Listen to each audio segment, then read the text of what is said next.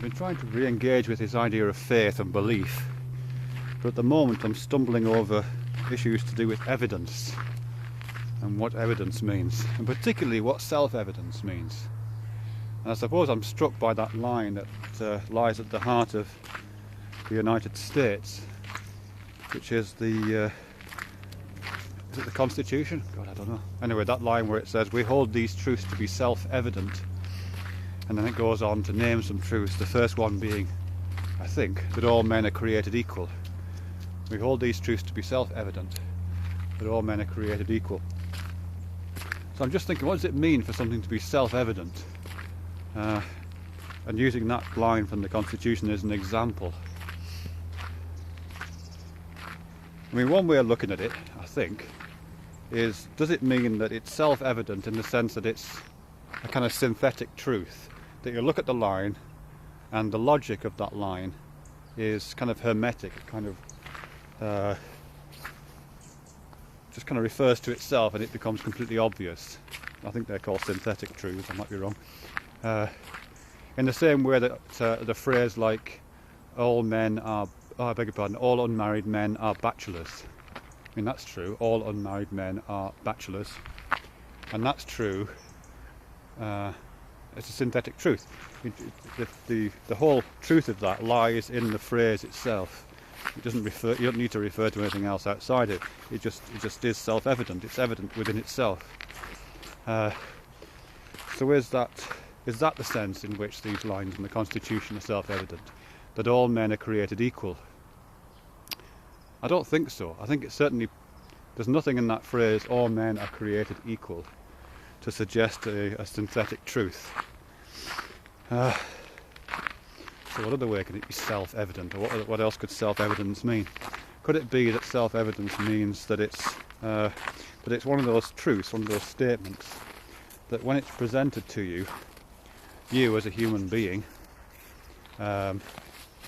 immediately accept it from personal experience, from just from the kind of logic of being alive and awake? Is it logic to yourself, not to the self of the phrase, but to yourself?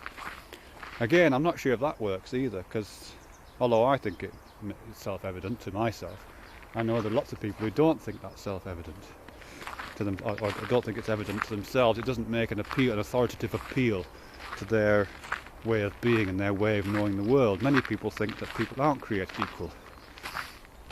I'm sorry, there's probably good arguments to support it, actually.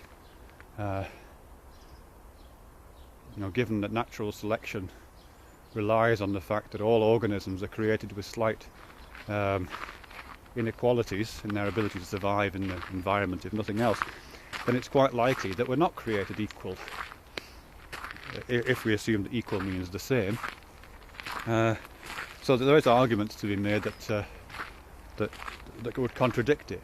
So therefore it can't be self-evident in the sense that it makes an immediate authoritative appeal to common sense. So one sense, could it be? I think, and I might be wrong here, but I think it's making a claim for a kind of aspirational axiomatic status. I think it's trying to be axiomatic in the way that axioms work in geometry, or axioms work in branches of science. Like Euclid's axioms, which is probably the most famous set of axioms, certainly one that I know about most. Euclid's axioms is a set of, I think, about 6 phrases to do with geometry, to do with the properties of lines and angles and shapes. And you look at them and they are irrefutable. They make immediate appeal to common sense, I think, but they also act as kind of foundational elements within more complex mathematics, more complex geometry, and those complexities sometimes do outstrip our ability to operate within common sense. So they act as a foundation to a set of mathematical and geometrical operations, which, of which these are the basic kind of vocabulary, I suppose, axiomatic vocabulary. So I think there is a sense in which this phrase, all men are created equal,